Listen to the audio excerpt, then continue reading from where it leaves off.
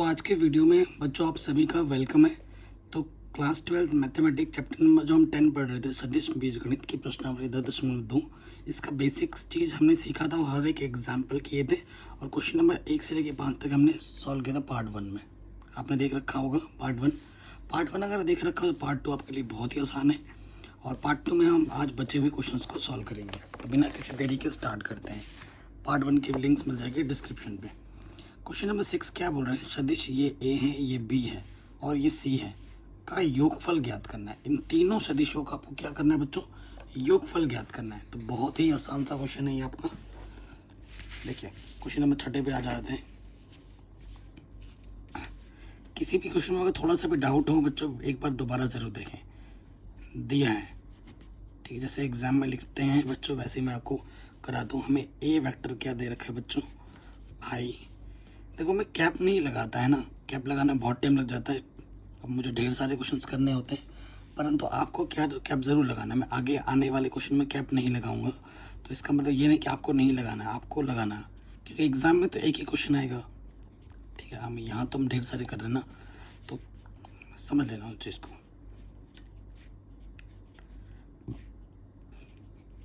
ठीक है, हमें क्या करना है, जोड़ना है इन सभी को। तो यहाँ लिख देंगे प्रश्नानुसार। प्रश्नानुसार हमें क्या करना है, इन सबको जोड़ना है। तो ए वेक्टर, इस चीज ये जो एरो का मतलब होता है इसका मतलब ही होता है कि वेक्टर है। ठीक है, इसका हमें क्या निकालना है, योगफल निकालना है। तो आई इसका गुणज क्या है 1, इसका गुणज -2 और इसका गुणज +1, बाहर से आई आ जाएगा। फिर यहाँ जे लिखो, इसका गुणज क्या था -2, इसका गुणज +4, इसका गुणज -6। फिर के लिखो, ठीक, कैप लगा देना। इसका गुणज 1, इसका गुणज +5, इसका गुणज -7। ठीक है, अब हल कर लो। तो यहाँ से आपको आ जाएगा 0 आई और यहाँ से आपको मिल जाएगा -4 जे। फिर आपको यहाँ से मिल जाएगा -के, एक आएगा ना -के। तो कुल मिला के जो आंसर आ गया -4 जे और -के आंसर जोड़ना था। ठीक है, सिंपल एकदम। नेक्स्ट क्वेश्चन में आ जाते हैं। कह रहे हैं इस सदिश के अनुदिश एक मात्रक सदिश निकालिए। मात्रक सदिश निकालने के लिए मैंने सिखा रखा है। ठीक है, चलिए मात्रक सदिश निकालते हैं। सो हमें क्या दे रखा है, क्वेश्चन नंबर 7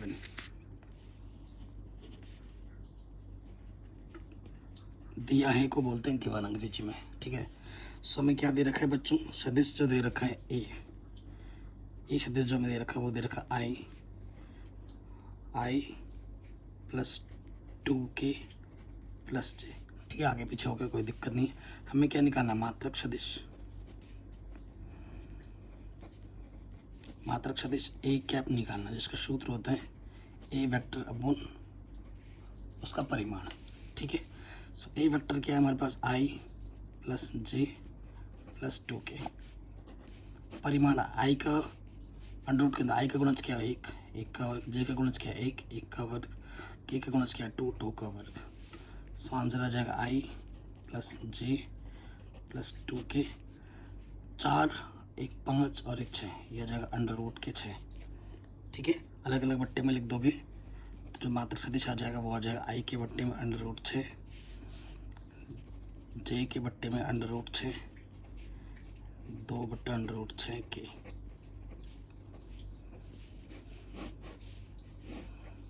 ठीक है, ये हमारा क्या आ गया बच्चों, आंसर आ गया। इतना आसान है मात्रक सदिश निकालना, हो गया आराम से। कह रहे पी क्यू के अनुदिश, ये पी बिंदु है और ये क्यू बिंदु है। पी क्यू के अनुदिश मात्रक सदिश हमें निकालना है। बहुत ही शानदार क्वेश्चन है। ठीक है, तो ये सब मैंने आपको सिखा ही रखा है। अगर आपने पार्ट 1 देखा ना तो ये सारे क्वेश्चन आपके लिए बहुत ही आसान है। हमें पी क्यू की तरफ जा रहा है। ठीक है, क्योंकि हमें पी क्या दे रखा है, पी हमें दे रखा है बच्चों 1 2 3। ठीक है ना, यहाँ लिख देना गिवन दिया है। 1 2 3 और क्यू हमें क्या दे रखा है बच्चों 4 5 6। ठीक है, सो पी का सदिश क्या हो जाएगा, इसलिए पी का स्थिति सदिश। ठीक है, 3 डायमेंशन में अगर जाओगे ना तो ये आपका ओ है, ठीक है, यहाँ आपका पी है और यहाँ आपका कहीं क्यू है, तो आपको ये निकालना पड़ेगा। ये आपका पी है, ठीक है, पी बिंदु दे रखा है 1 2 3 और यहाँ आपको क्यू दे रखा है 4 5 6। ठीक है, आपको पी क्यू वेक्टर के लिए बात करनी है, तो इसके लिए सदिश वेक्टर निकालना पड़ेगा ओ पी और ओ क्यू। तो ओ पी क्या हो जाएगा बच्चों, ओ पी हो जाएगा आई 1 है ना, 1 आई प्लस 2 जे प्लस 3 के, और क्यू का स्थिति सदिश क्या हो जाएगा, क्यू का स्थिति सदिश। ठीक है बच्चों, वो क्या हो जाएगा ओ क्यू, वो हो जाएगा 4 आई प्लस 5 जे प्लस 6 के।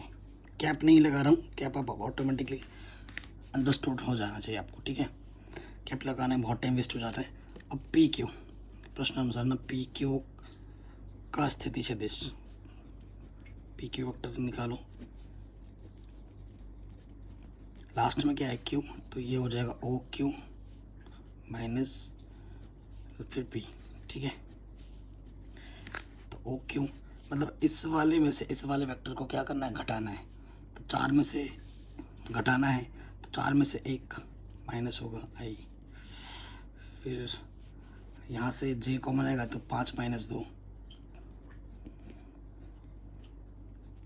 और 6 माइनस 3।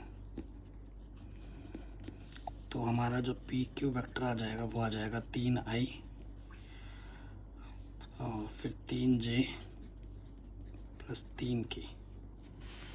ठीक है, तो यहाँ पर हमें परिमाण निकालना पड़ता है आगे चलकर, तो यही निकाल देते हैं। सब में 3 3 है, 3 का वर्ग 3 का वर्ग 3 का वर्ग, तो 3 का वर्ग कितनी बार है, 3 बार है, तो वर्गमूल आ जाएगा 3 √3, वर्गमूल से बाहर निकालोगे तो। ठीक है, फिर आ जाएगा प्रश्नानुसार स्थिति सदिश। ठीक है, हमें क्या निकालना है, पी क्यू का स्थिति सदिश, सदिश पी क्यू का सदिश, यानी कि हमें क्या निकालना है, मात्रक सदिश निकालना, मात्रक सदिश।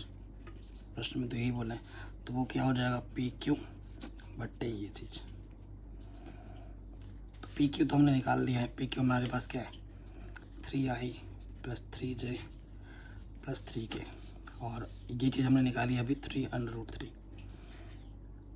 ठीक है, सो अलग अलग बट्टे में ले लेंगे, 3 आई ये चीज़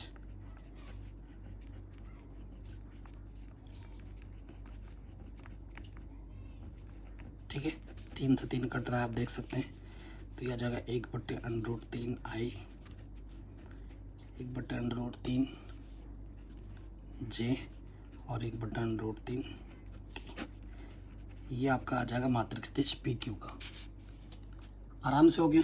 किसी भी क्वेश्चन में थोड़ा सा भी बच्चों डाउट या दिक्कत हो तो वीडियो को दोबारा ज़रूर देखें। देखते देखते हो गया। अब आते हैं नेक्स्ट क्वेश्चन में, क्वेश्चन नंबर 10, क्वेश्चन नंबर 10 नहीं 9। ठीक है, क्या बोल रहा है 9th क्वेश्चन, उसको देखते हैं। ये ए है, ये बी है, सदिश के लिए ए प्लस बी के लिए अनुदेश मात्रक सदिश निकालना है। उदाहरण में ऐसे प्रश्न कर रखे हमने, इसको और इसको जोड़ना है, जो आएगा उसका हमें मात्रक सदिश निकालना है, ये बोल रहा है क्वेश्चन। क्वेश्चन नंबर 9 है। ठीक है, सो हमें क्या दिया है बच्चों, यहाँ लिख देंगे, दिया है ए वेक्टर। ए वेक्टर हमें क्या दे रखा है जो 2 आई माइनस के जे प्लस के 2 के। ठीक, फिर हमें दे रखा है बी वेक्टर जो कि दे रखा है माइनस के आई प्लस के जे माइनस के। अब फिर क्या करना है, इसको जोड़ना है, ए वेक्टर और बी वेक्टर को जोड़ना है, जोड़ना आता ही है। आई वनिश निकालोगे 2 और इसका है -1, फिर जे निकालोगे, इसका है -1 और इसका है +1 गुणज, फिर इधर से के आ जाएगा, इसका है +2 और इसका गुणज है -1। तो ये आ जाएगा कुल मिला के आई, ये तो 0 हो जाएगा, ख़त्म उसका काम, और यहाँ से आ जाएगा के, तो आई के आ जाएगा, है ना। अब इस सदिश को कुछ मान लो, माना इसको तुम क्या मान लो, सी मान लो, ये इसको तुमने क्या मान लिया, सी मान लिया, सी वेक्टर। अब इसका तुम्हें क्या निकालना है, मात्रक सदिश प्रश्नानुसार।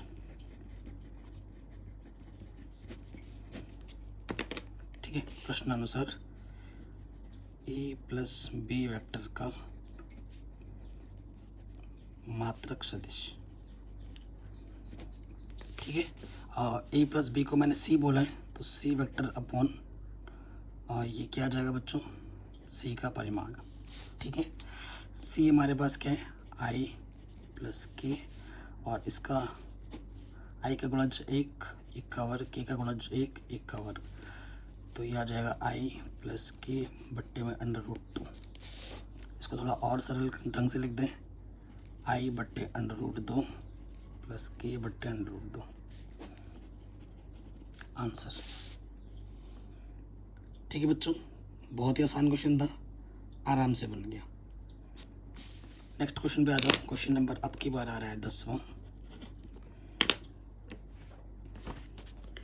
क्या बोल रहे हैं, ये सदिश है, एक ऐसा सदिश ज्ञात करना है जिसका परिमाण 8 इकाई हो। ठीक है, ऐसा क्वेश्चन भी हमने ऑलरेडी उदाहरण में पढ़ रखा है। तो हमें क्या करना होता है ना, जो सदिश बोलेगा कि इसका एक ऐसा सदिश निकालो जिसका परिमाण 8 हो, तो आपको क्या करना है, जो सदिश आपको दे रखा होता है उसका आपको मात्रक सदिश निकालना होता है, और फिर उसको 8 से गुणा कर दोगे तो आंसर आ जाएगा। ठीक, तो क्वेश्चन में आ जाते हैं। क्वेश्चन नंबर 10 है आपका। तो क्या दे रखा है बच्चों, माना सदिश, सदिश का नाम मैंने ए वेक्टर मान लिया, जो कि हमें क्वेश्चन में दे रखा है 5i माइनस के जे प्लस के 2k। ठीक है, तो देखो ए के अनुदिश, इस वेक्टर के अनुदिश, ए के अनुदिश मात्रक सदिश। ठीक, वो क्या हो जाएगा, ये चीज़ और ये इसका, तो ये ए लिख दो ऊपर, आई इतना, ये तो ऐसे का वैसे आ जाएगा, और इसका परिमाण 5 है तो 5 का वर्ग -1 का वर्ग 2 का वर्ग। ठीक है, ऊपर जो है 5i माइनस के जे प्लस के 2k, 25, 1 और 2 दूनी 4, तो ये कितना हो गया, 30 हो जाएगा अंडर में। ठीक है, ये आपका आ गया अंडर में 30।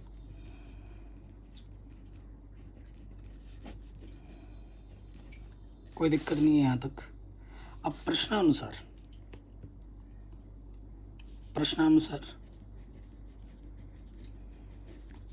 ठीक है, प्रश्नानुसार बोल रहा है कि 8 वो, तो यहाँ बोल क्या रखा है, ऐसा अनुदिश एक ऐसा सदिश ज्ञात है जिसका परिमाण 8 इकाई है।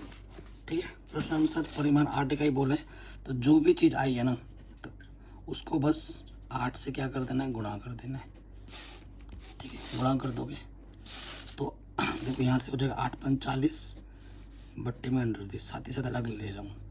ठीक है, फिर यहाँ से आ जाएगा माइनस के 8 जे बट्टे में √30, 8 दूनी 16 बट्टे में √30 की, ये आपका आंसर आ जाएगा। सिंपल, आराम से हो गया। नेक्स्ट क्वेश्चन में आ जाओ। दर्शाइए कि ये जो सदिश है और ये जो सदिश है वो संग्रेख है। ठीक है, संग्रेख दिखाने के लिए हमें मैंने आपको बताया संग्रेख का जो कंडीशन होता है, अगर आपके 2 वेक्टर हैं आपके पास, एक दूसरे को संग्रेख दिखाना, तो एक वेक्टर को दूसरे के मल्टीपल्स के फॉर्म में दिखाना होता है, चाहे वो मल्टीपल्स प्लस में आए उससे फ़र्क नहीं पड़ता, माइनस में फ़र्क नहीं पड़ता। एक वेक्टर को दूसरे वेक्टर के मल्टीपल्स के फॉर्म में दिखाने से वो क्या हो जाता है, संग्रेख, जिसे अंग्रेजी में बोलते हैं कोलिनियर हो जाता है। ठीक है, इस पर क्वेश्चन आता ही आता है। तो ये क्वेश्चन नंबर हमारा 11वां है। दोनों को संग्रह दिखाना है। ए वेक्टर हमें क्या दे रखा है बेटा, मान लेते हैं जो पहला वेक्टर है वो है 2i माइनस के 3j प्लस का 4k, और जो दूसरा वेक्टर हमें दे रखा है वो दे रखा है माइनस के 4i प्लस के 6j माइनस के 8k। ठीक है, चूंकि ये जो बी वेक्टर है ना माइनस के 4i प्लस के 6j माइनस के 8k, ये बड़ा ही दिख रहा है आपको, और यहाँ से कुछ कॉमन है क्या, बिल्कुल कॉमन है, माइनस के 2 कॉमन है, तो ये आ जाएगा प्लस के 2 दूनी 4 i 2 तियाँ, क्योंकि माइनस बाहर आ गया तो ब्रैकेट के अंदर का चिन्ह बदल जाते हैं, 3j, और ये प्लस का हो जाएगा 2 चौके 8। ये चीज़ क्या है, ये समीकरण 1 लिख देना यहाँ पर मान के, समीकरण 1 से ये चीज़ क्या है, ए वेक्टर है तो -2 ए वेक्टर हो गया। ये एक्चुअली क्या है, ये लैम्डा है, लैम्डा की जगह पर है, तो बी वेक्टर जो आ गया वो लैम्डा ए के फॉर्म में आ गया, है ना। ये लैम्डा की जगह पर क्या -2 है, अतः यह संरेख है।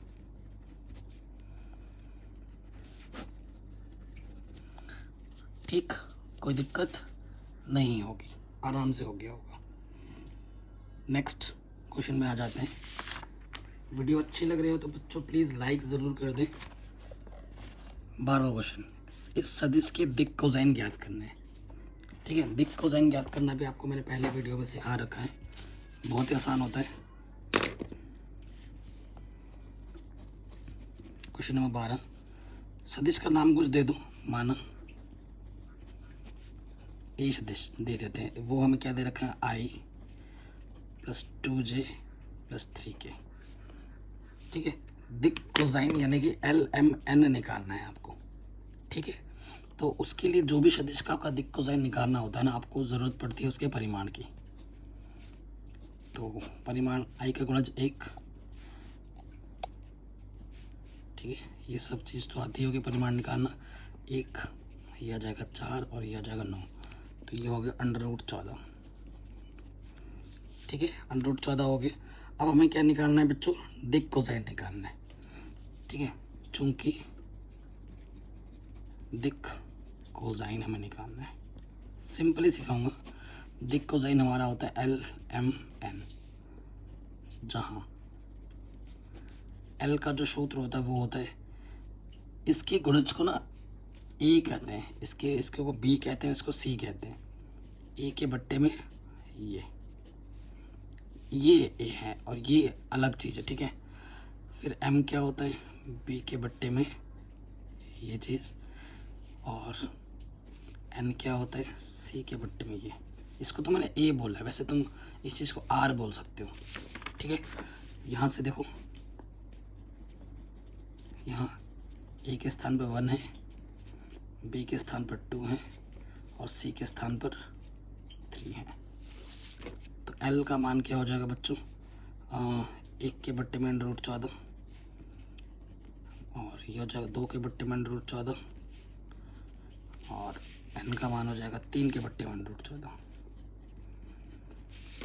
अर्थात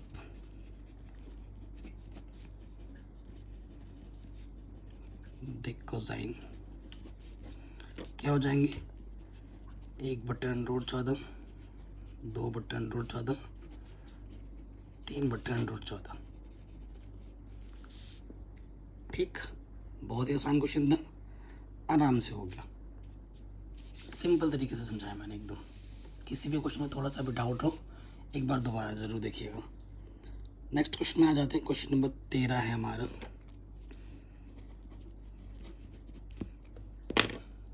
क्या बोल रहा है क्वेश्चन हमसे, इससे और इसको मिलाने वाले रेखाखंड ए से बी की तरफ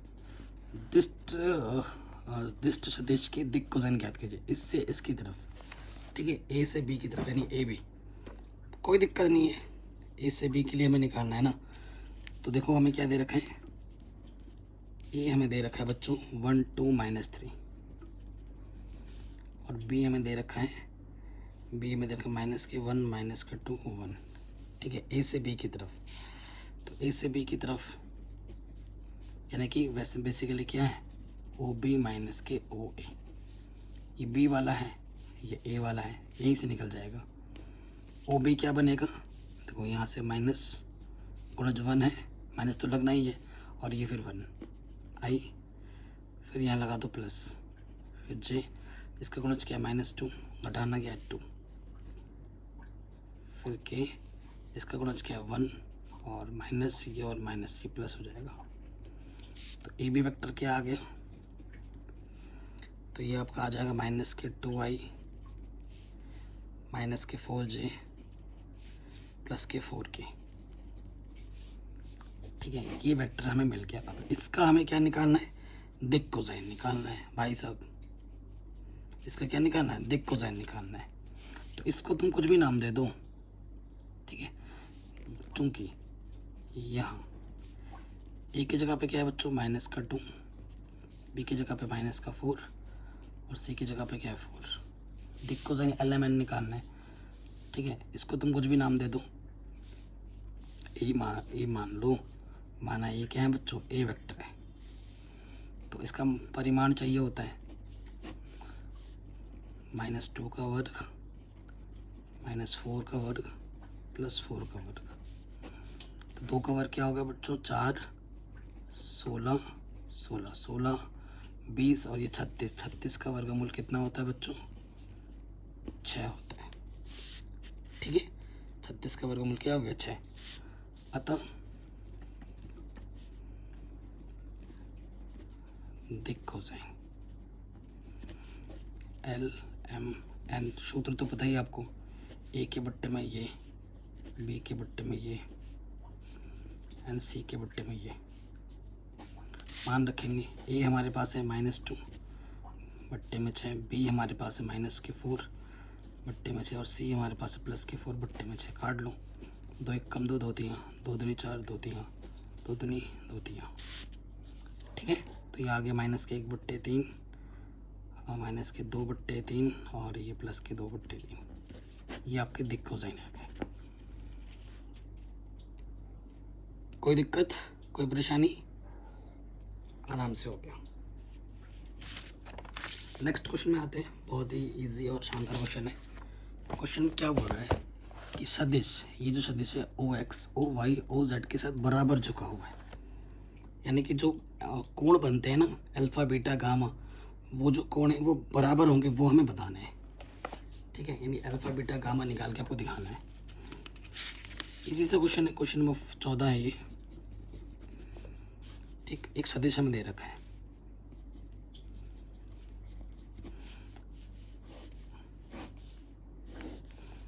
ठीक है, जो पॉइंट हमें दे रखा है ना, सदिश तो एक पॉइंट IJ की फॉर्म में बना दिया हमने। यहाँ से O से P जब जाओगे वेक्टर के फॉर्म में लोगे तो वो IJ की हो जाता है। जनरली जो हमें सदिश दे रखा है बच्चों, क्या दे रखा है, IJ प्लस K, तो इसका अगर पॉइंट फॉर्म में बनाओगे तो इसका गुणज 1 1 1। ठीक है ना, ये चीज़ है। तो ये एंगल्स बनाते हैं इनके सापेक्ष, अल्फा बीटा गामा। ठीक है, तो वो सारे जो अल्फा बीटा गामा वो सेम रूप में झुके पड़े हैं, यानी कि इनकी जो दिक् कोसाइन निकालते हो आप तो वो बराबर होंगे। देखो, चूंकि जो आप जानते हो कॉस अल्फा होता है, ठीक है, कॉस अल्फा जो होता है वो होता है x/r, और कॉस बीटा जो होता है वो होता है y/r, और कॉस गामा जो होता है वो होता है z/r। ठीक है, आप कहोगे सर ये r और x ये सब कहाँ से आ रहा है, ये कहाँ से लाए हम, तो टेंशन वाली बात नहीं है।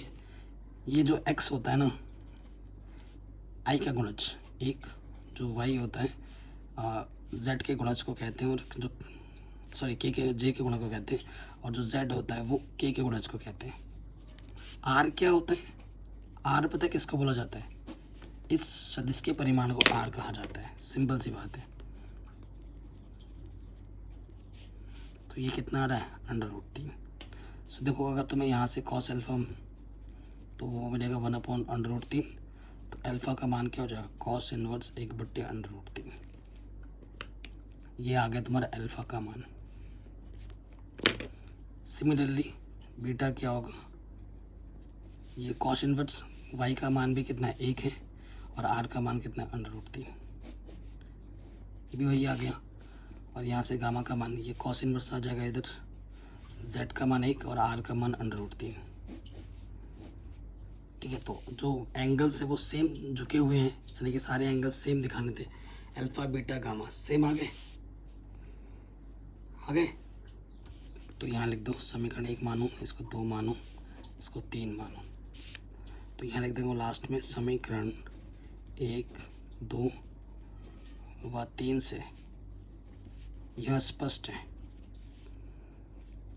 स्पष्ट है कि यह OX, OY, OZ के साथ बराबर झुका हुआ है।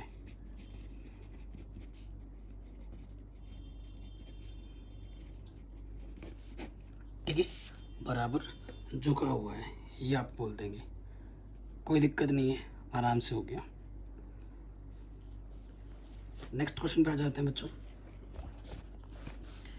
कह रहे हैं ये एक सदिश है, ये एक सदिश को मिलाने वाली रेखा 2:1 के अनुपात में अंतः बाएं विभाजित करने वाले बिंदु R का स्थिति सदिश ज्ञात कीजिए। ऐसा क्वेश्चन भी हमने उदाहरण में ऑलरेडी कर रखा था, बहुत ही आसान क्वेश्चन है यार।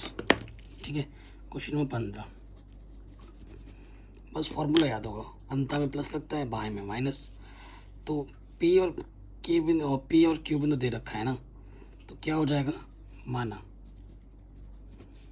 OP सदिश को ना आप A मान लो। क्या मान लो, A। O क्या दे रखा है आपको, I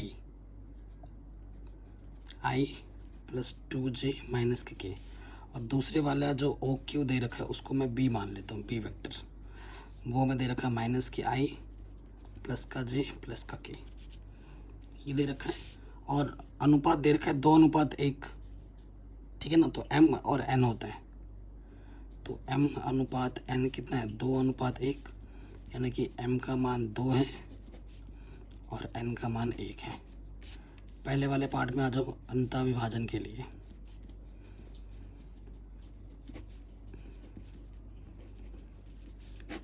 ठीक है, अंतः विभाजन के लिए आपको सदिश निकालना है, तो सदिश R निकालना है। तो उसके लिए सूत्र क्या होता है, MB + NA/M + N। ठीक है, मान रखो M का मान कितना है, 2, B vector -i + j k, N 1 है, A vector i + 2j - k बट्टे में M + n, माइनस का 2i और ये प्लस का i, तो यहाँ से बचेगा माइनस के i, 2j, तो ये हो जाएगा 4j, प्लस के 2k माइनस के k, तो ओनली k आ जाएगा। बट्टे में कितना है, 3। ये आपका आ गया R वेक्टर जो आपको निकालना था। चाहो तो तुम अलग अलग बट्टे भी ले लो, 3 सबके। दूसरा क्या होता है, बाह्य विभाजन।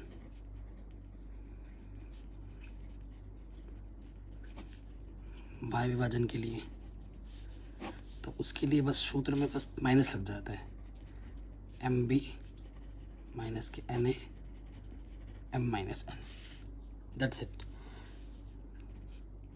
B वेक्टर है -i + j + k, और A वेक्टर है i + 2j - k। ठीक है, हल करेंगे, माइनस का 2i - के i, तो ये हो जाएगा आपका 3i,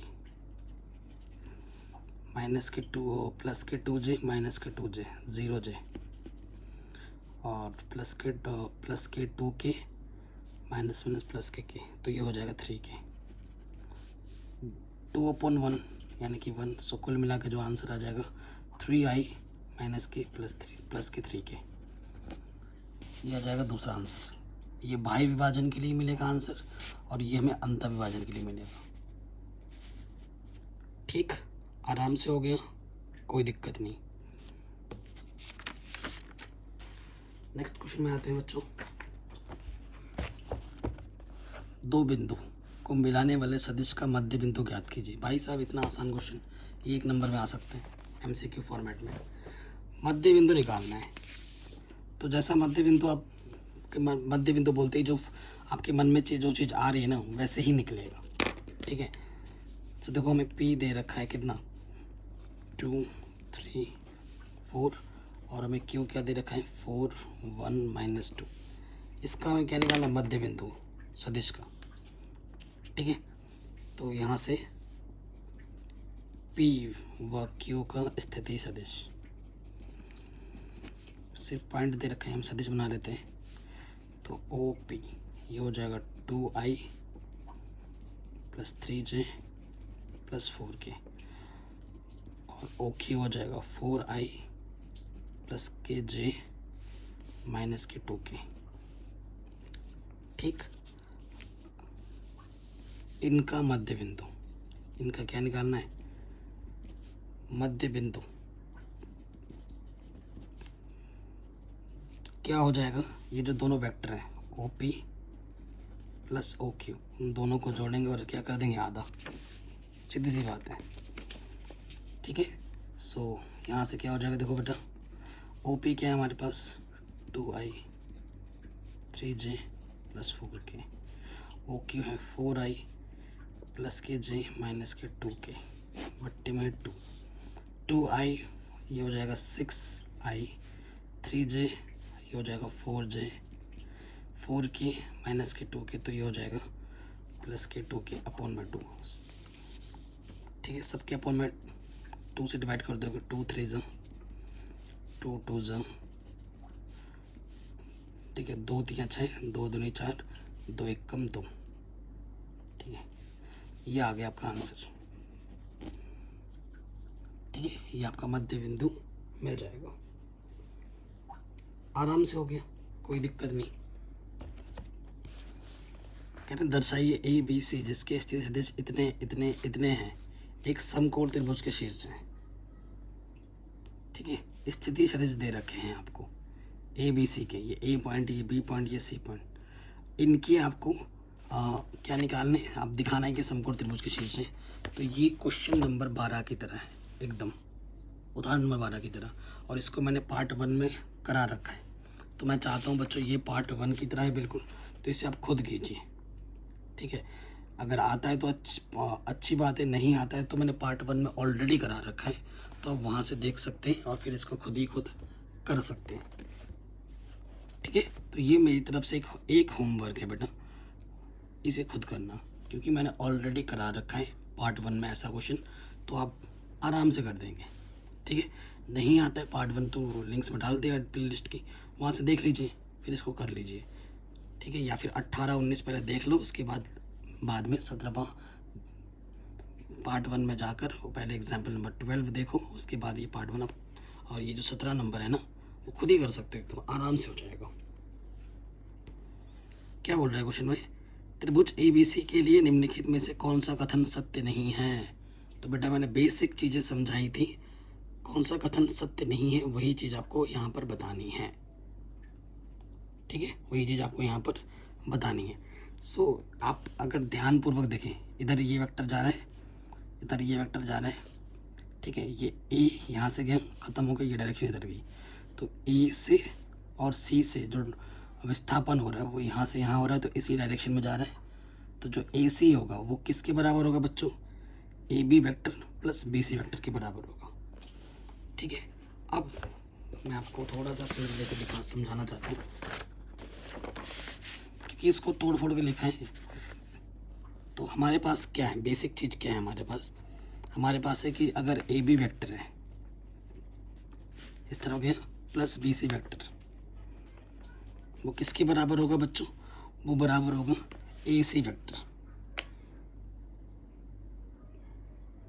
ठीक है, AB + BC और ये इधर ही जा रहे हैं, तो ये CA वेक्टर, ये चीज़ें हैं हमारे पास। अब तुम इसका डायरेक्शन को अगर चेंज करोगे, इधर से उधर करोगे, तो फिर गड़बड़ हो जाएगा। ठीक है, फिर क्या हो जाएगा बच्चों, गड़बड़ हो जाएगा। तो कौन सा ऑप्शन सही नहीं है वो आपको बोलना है, कौन सा ऑप्शन सही नहीं है। तो देखो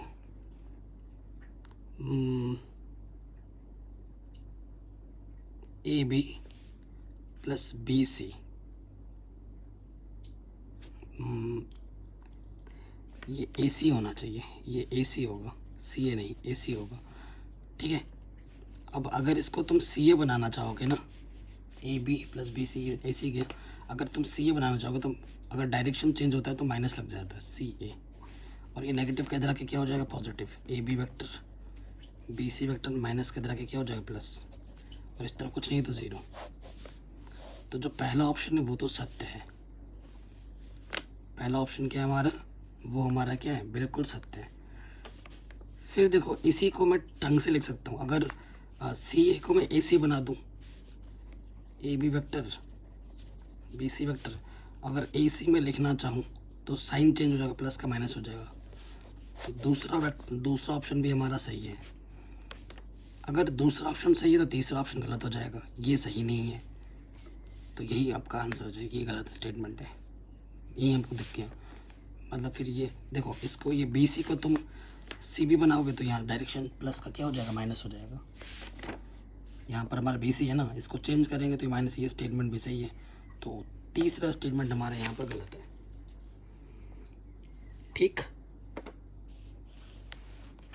अब आ जाओ यहाँ से, ए और बी दो संरेख हैं, सदिश हैं, तो निम्नलिखित में से कौन सा कथन सही नहीं है। बी बराबर लैम्डा है, ये सही नहीं है क्या, तो ये तो भाई सही है, ये तो ए बराबर लैम्डा बी या बी बराबर लैम्डा है, और ए बराबर प्लस माइनस बी, ये भी सही है, प्लस माइनस कुछ जो है वो लैम्डा की तरह काम करेगा ये चीज़। फिर क्या बोल रहे हैं, ए और बी के क्रमागत घटक समानुपाती नहीं है, ठीक है। और डी बोला दोनों सदिश ए बी की दिशा समान है परंतु परिमाण विभिन्न है। तो ये जो स्टेटमेंट है क्रमागत घटक, ये तो सत्य स्टेटमेंट है। तो जो ऑप्शन नंबर डी बोल रहा है कि ए और बी की दिशा समान है परंतु परिमाण विभिन्न है, ये गलत स्टेटमेंट है, ठीक है। ये कथन आपका सही नहीं है, तो ये आपका सही आंसर आ जाएगा, ठीक है बच्चों। तो इस तरीके से ये पूरी प्रश्नावली ख़त्म हो गई। पार्ट 1 मैंने ऑलरेडी करा दिया था, जिसकी लिंक्स आप मैं डाल दूंगा मैं डिस्क्रिप्शन, आप जाकर देख लेना। इसके बाद हम पढ़ेंगे नेक्स्ट में प्रोडक्ट ऑफ टू वेक्टर्स, इसकी बेसिक चीज़ों को समझेंगे। और ये जो प्रश्नावली बहुत ही सिंपल, बहुत ही आसान है, तो सब कुछ मैंने ऑलरेडी पढ़ा दिया है, लिंक्स मिल जाएगी आपको डिस्क्रिप्शन पे।